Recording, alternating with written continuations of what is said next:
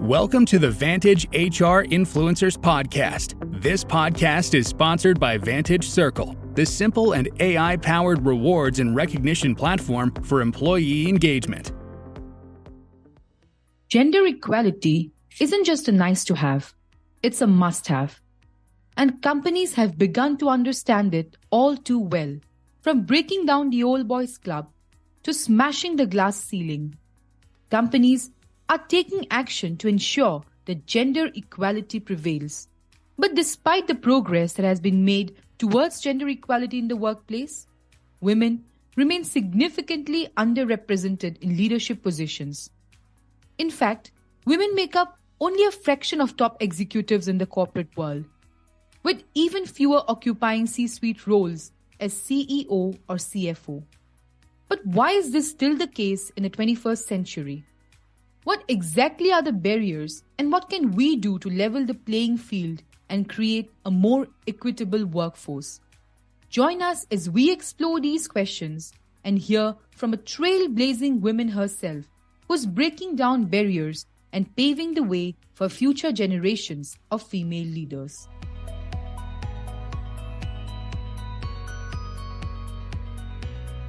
Hello, listeners. Welcome to another episode of Vantage Influencers Podcast, where we explore a wide range of HR topics that are sure to grab your attention and inspire you. I'm your host, Sanjeevani Saikia, and today we will be having a conversation on women in top-level management. And for the same, I have with me Pooja Bansal, Chief Human Resource Officer, Piaggio, India. Hi, Pooja. Hi, Sanjeevani. First of all, I would like to thank you for giving your invaluable time and joining us in today's episode. Before we dive deeper into today's topic, women in top-level management, could you kindly walk us through your corporate journey so far? Sure, Sanjeevani. Before I begin, thank you so much for inviting me for this podcast. And it's an extremely interesting subject to talk. So I'm looking forward to this interaction. About myself. Thank you. And about myself, I hail from Mumbai. I'm born and brought up in Mumbai. And so far, I have approximately 19 years of corporate experience. I completed my majors in BA with psychology, and then I went ahead to do my human resources management. I recently completed my strategic CHRO course from Wharton School of Management, School of Pennsylvania. So far, it's been a very, very interesting corporate journey. With Piaggio, it's been almost 13 years of strong experience. And prior to that, I worked with two other organizations, which has been hardcore manufacturing again. So I would say that in all, my 19 years of experience has been with hardcore manufacturing organizations. Wonderful. Thank you for sharing your journey with us. You've surely gained a lot of valuable insight and skills along the way. So now we can dive straight into the topic.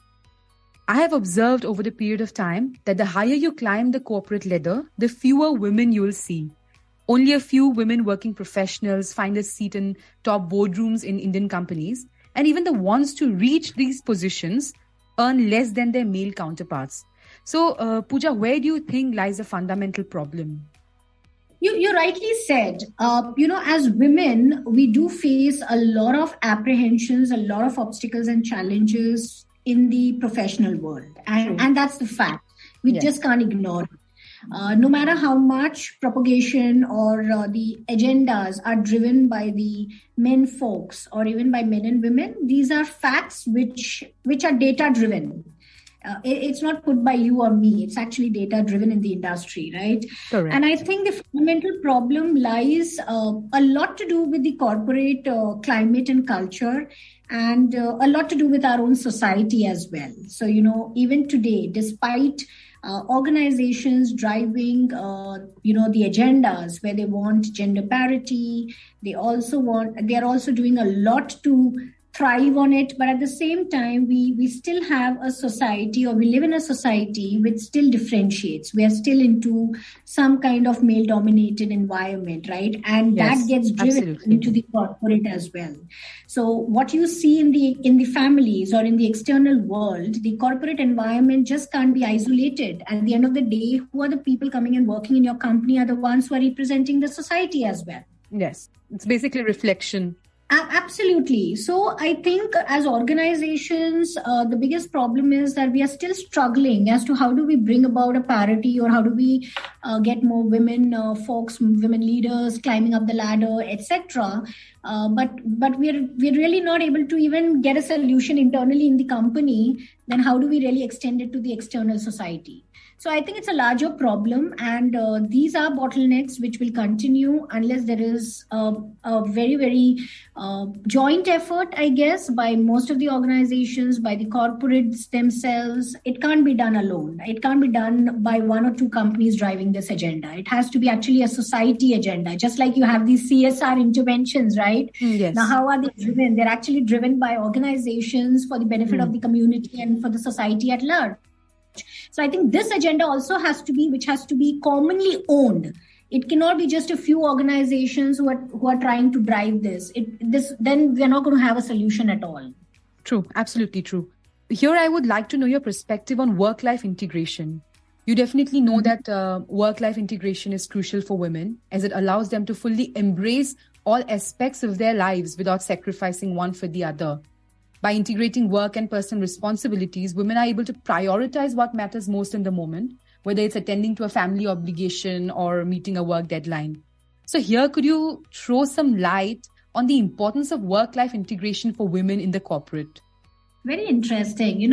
I think here, the first thing that I would say is that women have to stop feeling guilty. The first thing that we really live as women is that we feel guilty about the fact that we are not giving enough time to family, or we are not giving enough time to other work-related matters. And we are also somebody, because we are made like that we want to be we want to be perfect in everything that we do. Everything, yes, that's correct. Yeah, so I think the first thing is that as women leaders, if we know that we want to climb the professional ladder, stop putting yourself into this guilt trip.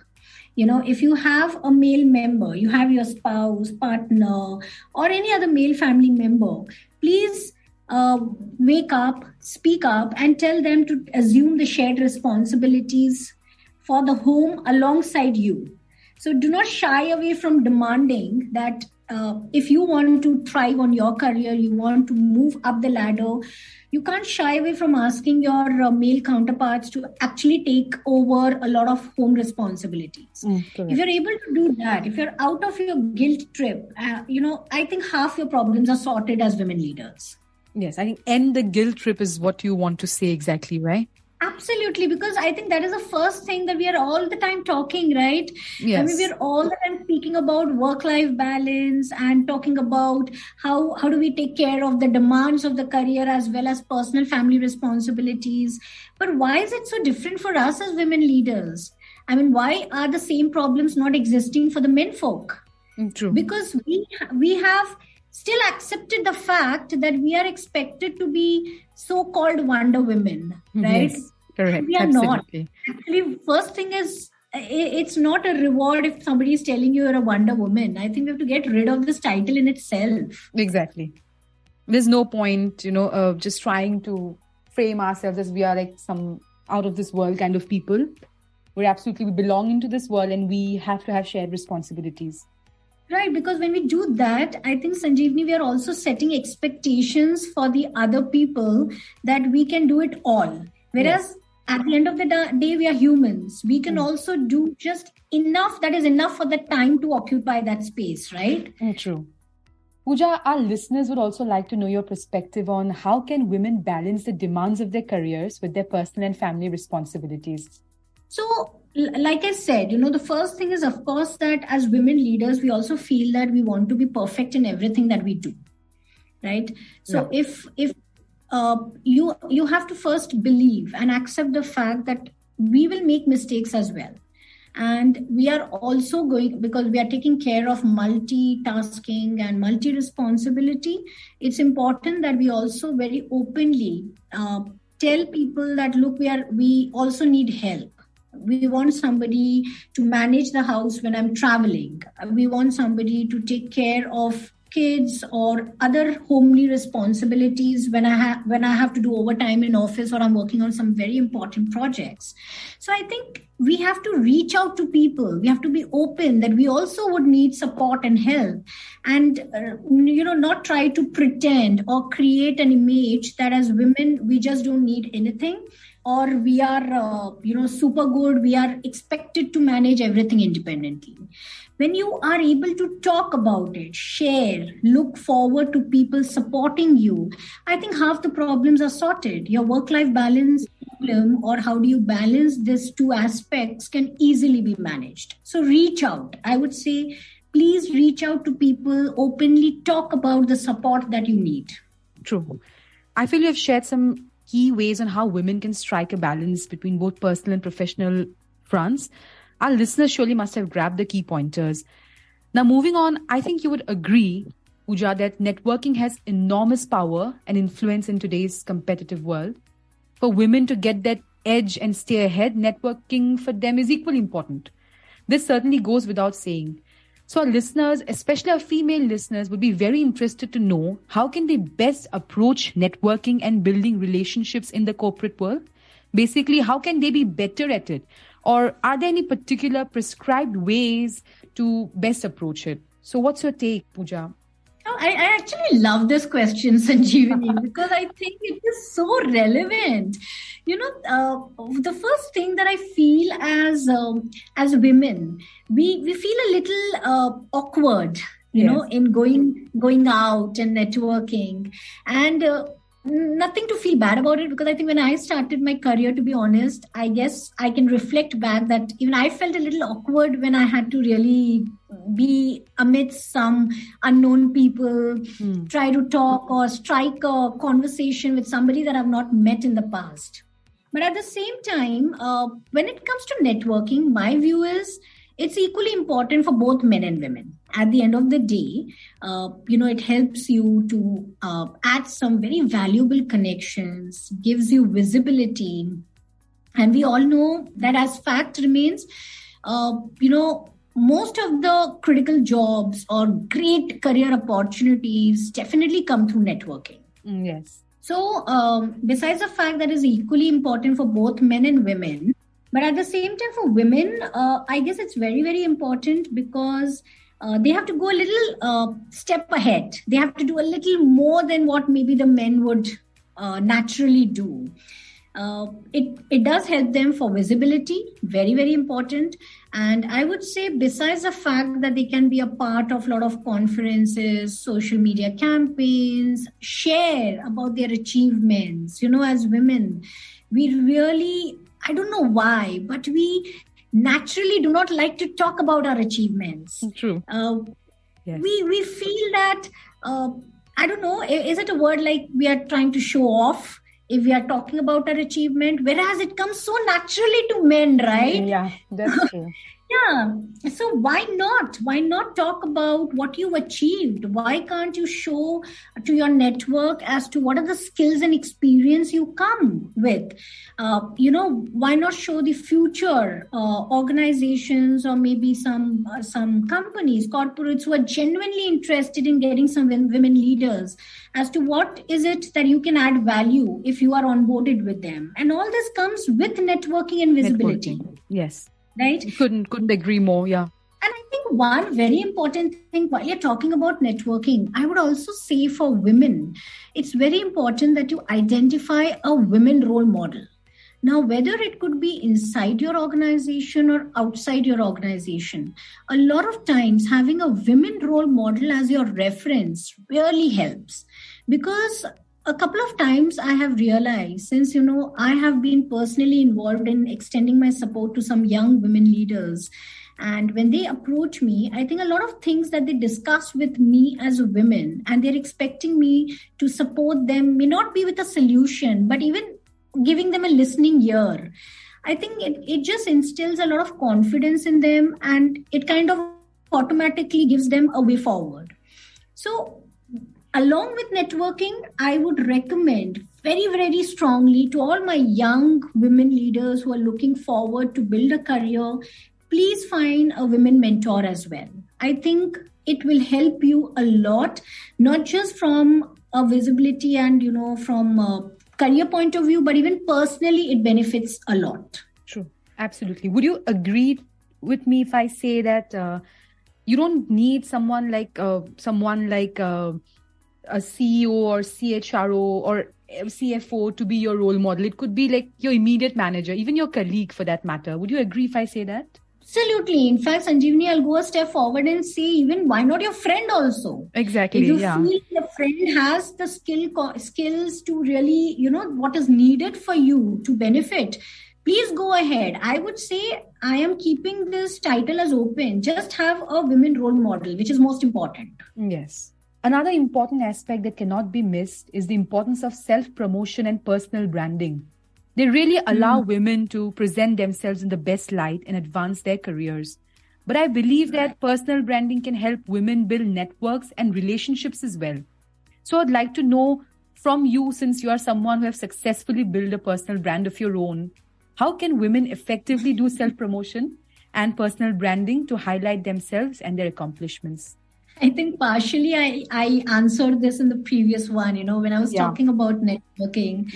I did say one of the first things that women need to do is one, feel confident that they're doing a good job, right? Yeah. And once they're doing a good job, they need to speak about their accomplishments publicly. And even if it means screaming from the rooftop, that's what I mean, right? It's not just about sharing with a few closed network and unit, but go ahead, talk about it, because you don't know in this process, while you're talking about your accomplishments, how many people you could just inspire, right? Yes. Because all of us are looking forward to some inspirations. And when we see our own women community achieving something and the women leaders talking about all this, I think you just get inspired. So you don't know how many young women would actually, young women would actually get inspired by when you talk about your accomplishments. So I would say that's the first thing, build visibility. And please, there's nothing wrong. If men can do, why can't women do? True. So it has nothing to do with, it's like a show off or anything. If building visibility by women is clustered as a show off, then the same applies to men as well, right? Yes. So I think that's one thing. And second, I would say that very, very important is to build your own confidence. I think a lot of times we lack the confidence to articulate and to present our own ideas and opinions, whether they are meetings or other professional settings, right? Correct. Why should we wait in these professional settings? We're not required to wait for somebody to ask us to come forward and express our ideas and opinions, because a professional platform is meant to treat everybody equal. Correct. Right. So I think speaking up is something more very, very important if you want to kind of brand yourself, because it's the first opportunity that somebody in that forum is looking at you. So you should be able to be, of course, you need to learn how to articulate, how to present, how to communicate, but it's most important. And I guess everything on personal branding has to do with building and nurturing relationships. Yes. Okay, and not to forget as women, I think we are blessed to be so high on EQ. That's the talked about quality or competence required across the globe in all organizations. So why not take advantage of that natural ability that true. We have? Yes. Yeah. So I think these are things that, in my opinion, I have been following it. Let me be honest. I think that's something that I learned over a period of time. And I have learned to take it to my advantage, to use it to my advantage. So I think if you're able to kind of speak up, articulate, communicate, create visibility for yourself, share your own accomplishments confidently, without hesitation, I would say, and at the same time, build and nurture relationships, I guess this adds a lot to your personal branding. Absolutely. And coming from you, these tips hold even holds even more value. So thanks for sharing. Pooja, it goes without saying that women possess the innate quality to lead with grace, grit, and panache. It is an undisputed truth. And I strongly believe that in the world of business, women leaders are no exception. But for our listeners, could you highlight some of the unique strengths that women bring to leadership positions and how those strengths can benefit organizations? The first thing that comes to my mind is multitasking, and I think a lot of us would agree that we as women are actually, again, I would say blessed with doing multitasking.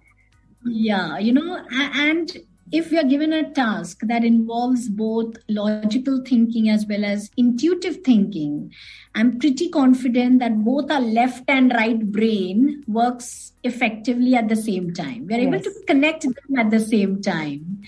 So, and just connecting it to what you asked me about personal branding, I was reading a very interesting research, I guess a couple of weeks back.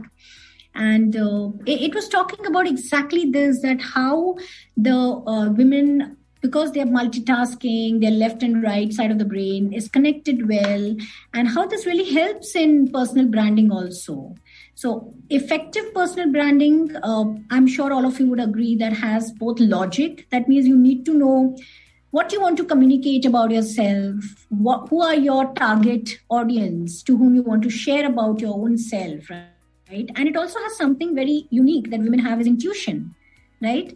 So how do you kind of phrase what you want to say, and having compelling conversations, listening, etc. So I think one skill, coming to your question now, that women really have is multitasking, and we need to really nurture that. I guess that is what puts us a little ahead of men in most areas, because that's unique about us. Yes. Right? And another thing, another skill that I have experienced in my own per se is women are extremely good with persuasion and negotiation. Right? And this is something that naturally comes to us. So if this is something that comes naturally along with, why not use it? So the skill of relating to others, or the skill to nurture somebody to success, when we have to have an interaction with people and they have to express themselves, the feelings, the emotions, I think women are great in having these kind of conversations. So this is persuasion, and negotiation is another skill that I feel that we need to take advantage, because it comes naturally to us. Like multitasking, this comes naturally. So why not use it to our benefit in the professional world? Yes. And if I add to this list, if I add resilience to it, would you agree? We women are resilient. Yes, I think, yes. But I believe that when it comes to resilience, I also relate to men being resilient as well. Yes. So, I was just trying to think that what is it that comes naturally, because I feel that anything that is as a natural trait and skill just takes you ahead. I mean, it puts you a notch ahead of the other counterparts that you're comparing yourself with. So to me, I guess these three skills have worked to my advantage when I'm working in a professional circle. So I'm pretty confident many other girls and women really take advantage of this. Yeah, that was very well said, Pooja. It has covered a lot of significant points. Moving on, companies have a responsibility to create a workplace that values diversity and inclusion. Ensuring equal opportunities is not just a moral obligation, but also a legal requirement for companies. And here I would like to mention equality for all genders, undoubtedly. But I would specifically like to mention women in this case, since our topic today is women in top-level management. So my question to you is, how can companies ensure that they are providing equal opportunities and support for women to reach top-level management positions? You said it so beautifully already, Sanjeevni. You put it up so well that I don't know what I can add. You said it so nice that it's a moral obligation. And besides the fact that we have a legal compliance need, but I think that's the latter part. The first thing is that as an organization, we definitely need to provide equal opportunities to everybody, irrespective of going beyond men, women, and other genders. Yes. Right? Yes. And, when I talk about equal opportunities, it's not just about thinking that women at the end of the day just need flexibility, or they need some hybrid model, or they need time to manage their work life. I guess it's beyond it. For me as women, I have never in my position or my 19 years of experience ever told my company that I want an additional benefit of flexibility, because I feel that if I want to be treated equal, I have to demonstrate the same behaviors that my counterparts would demonstrate. But what I really demanded in companies is I need meaningful work. I need challenges. Yes. I need opportunities for growth, development, and progression. And most important is I want to be treated as you would treat a man if they are successful in a particular position. Correct. And I would demand things like pay parity, demand promotions, demand learning and development opportunities. So I would really look for these things throughout my career. And this is something that companies should focus on. Yes. They have to believe that if they want to drive this agenda of DEI, they have to stop thinking that women can do a few things and men can do other things, etc. Okay, they have to take women folks seriously. This is what I would say. Yes, absolutely.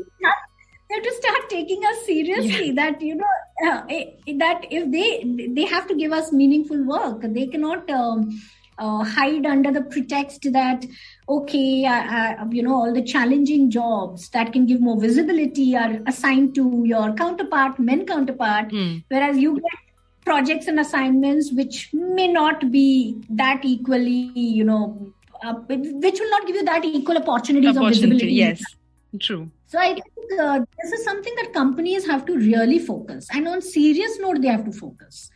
And of course, besides this, I would say there are many other small actions if companies can do.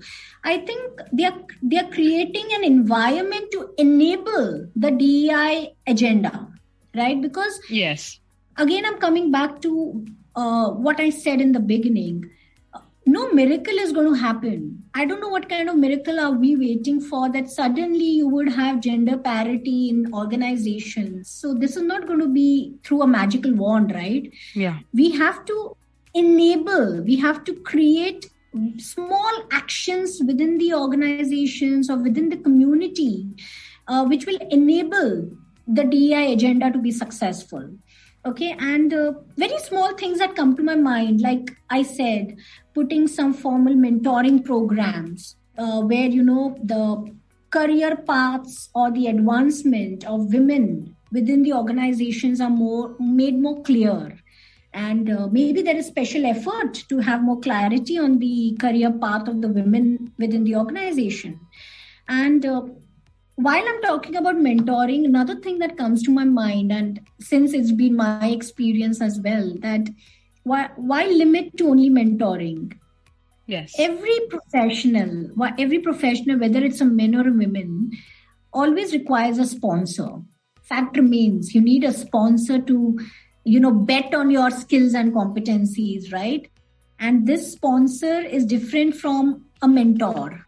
While a mentor is needed because you're looking forward to somebody who can help you learn the skills and knowledge that you need. But a sponsor is somebody who is already at a position of power, authority, and is ready to bet on your skills and competencies and take you to the next level. Yes. I think companies must encourage managers to become sponsors beyond mentors. They should be the ones who should really have faith that the young women who are working in their teams or the women leaders who've already achieved substantial amount of success, but they suddenly got stuck, right? That's what glass ceiling is all about. Yes. Up to a level, women are growing, and then suddenly they feel that they've stagnated. So we need managers to become sponsors for these women. And that calls for, again, a very different culture in the company. That calls for a culture where things are looked positively when women are sponsored, right? Because even, by the way, every man is sponsored as well. So it's not that they just grow in the system automatically. So I think it's the same. And another very important thing is, I hear a lot of people talking about seat at the table. Yeah. Do you relate to it, Sanjeevani? Yes, absolutely. Seat at the table. Seat at the table, yes. Yeah, so we only speak about it, but I want to go a step ahead and say, listen, it's not just about seat at the table, it's about voice as well. Can you please allow them to talk? True, absolutely. And this is something that we just forget conveniently. So fine, you're giving them, we are fighting for a seat in the boardroom, seat at the table, but can we also represent that women need to be awarded with the same opportunity to talk as well, which rarely happens when you have a room full of men. Yes, absolutely. And last that comes to my mind is, as organizations, we need to create women communities within the company.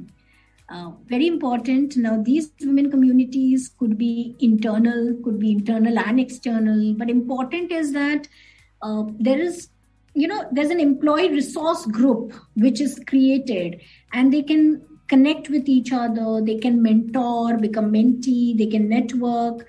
So we as a company need to go a step ahead and encourage these groups to flourish and Correct. Encourage our women folks to be a part of these groups for the betterment. So, these are few things that come to my mind, and which I think I have taken a few of these is out of my own experience. When I was telling you, you need a sponsor, you need just not you need a seat on the table, but you need a voice also. You should be allowed to even represent and talk. So all this is out of experience, and I think companies have to put in extra effort to really make all this happen. True, absolutely. Now, as you know, men still make up a significant portion of leadership and decision-making roles in organizations world over. So they too have a vital role to play when it comes to actively supporting and advocating for their female colleagues. They can actually help break down barriers to a great extent. So Pooja, please share your take on how can men be effective advocates for women in the corporate arena? I think they can play a very big role, I would say. Yes. I think the first thing as organizations we can do is that we really need to be more serious about the DEI strategy that we talk about. We need to document it. We need to have more formal reviews around the strategy, the actions.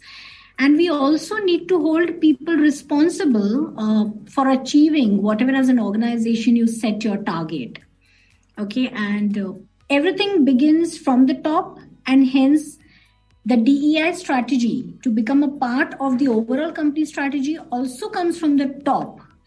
Now, coming to what men can do here, I think since 80% of the workforce in most organizations are still men, yes, or a minimum of 70% for sure, I think they have a larger role to play, needless to mention. I mean, since they represent the larger workforce, right? So yes, they do definitely have a larger role, whether it is hiring, rewarding, performance management, a lot that they can actually advocate. But out of my experience, I would say that I guess men also need to kind of change their mindsets about how they really look at the women folks, or how do they look at their women colleagues. In the sense, they need to understand that they are your colleagues. How you would want, or what kind of traits and behaviors that you want from your female family members may not be the same traits and behaviors that your colleagues would represent, right? Correct. And they are working in the same company, aspiring to move or to have healthy competition in the same environment, contributing, if not more, even not less, so equal to what you are doing at a particular position. So I would say it's important that men should listen. That's very important. And if they listen, they can be your biggest advocates as well. So that's one thing. And another important thing is that they need to engage in having more supportive partnerships with women. Yes. Okay. And here I would say that when we are running a DEI strategy and an agenda, we need to have men responsible, and they have to participate in driving this, because it's very different, by the way, when you have this so-called Women's Day celebration, or it's something very specific to Women Day. Men would love to be a part of it. They can be a part of your celebration. They will come and represent. But it's very different when they're asked to put in efforts in driving diversity agenda. True. Right? So they have to be made accountable. And the targets have to come from the top. It has to be a part of the company's strategy. Even their performance management must have a measurable, where a clear indication of them putting effort in driving diversity agenda is mandatory. So these are small things, but at the end of the day, it's not just men, but I guess it has a lot to do with the top management that has to drive this and has to create this as a part of the culture. Correct. Hopefully our male listeners have taken notes of it as well.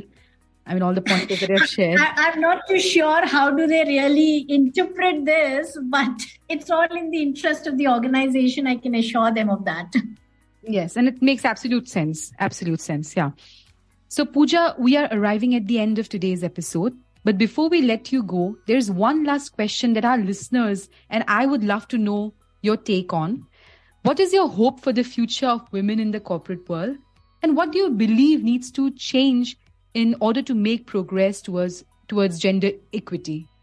Okay, so my hope for the future of women, I think I'm somebody who's very positive and optimistic.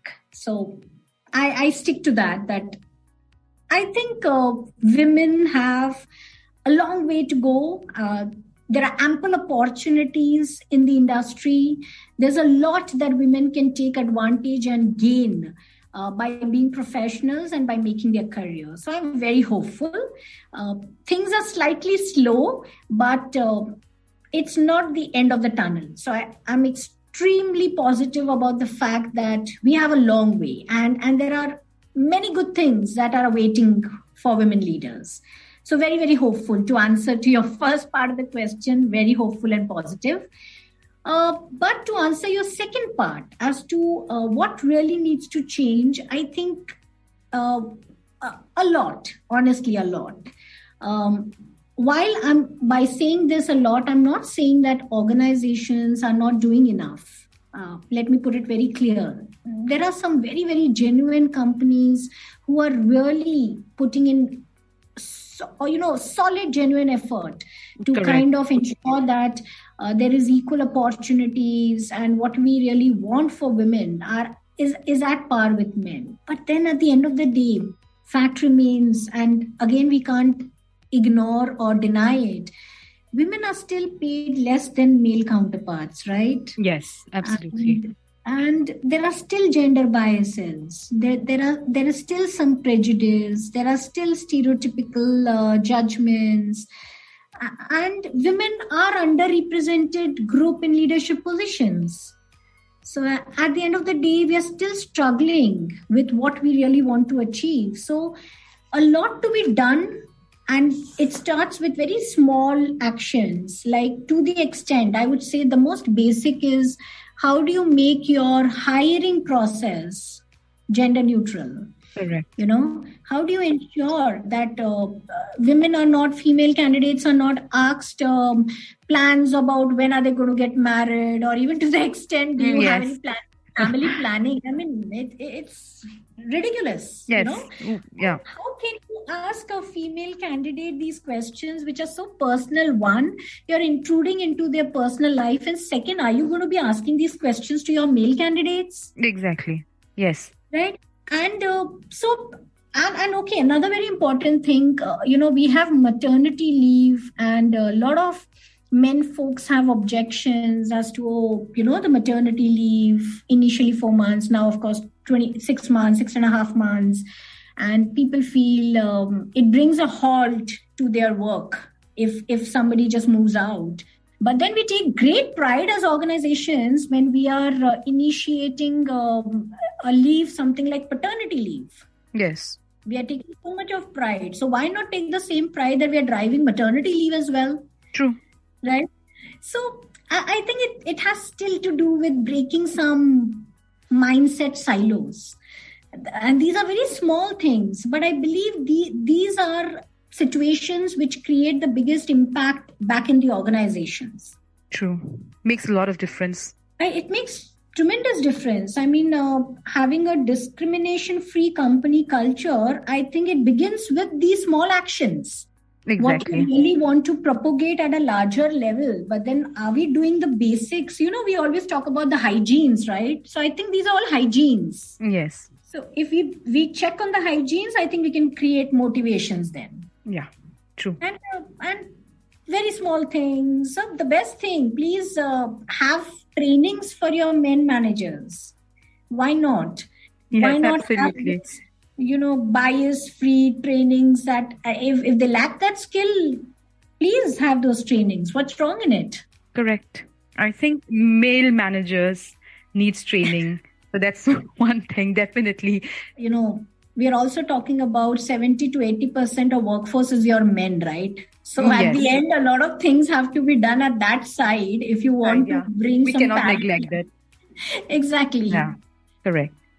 So Pooja, finally, we have reached the end of today's podcast. Do you have any message for our listeners? Our listeners would be delighted to hear it from you. Also, our audience might want to stay in touch with you post this podcast. After all, you have enriched each one of us. So it would be great if you could tell them how they can reach out to you. Sure. I think, Sanjeevni, first of all, thank you so much for this extremely engaging conversation. I didn't realize that we actually crossed 40 minutes while we are conversing. And it's a subject very close to my heart, to be honest. It's something that I really can talk about from my experience. So thanks for bringing me on for this.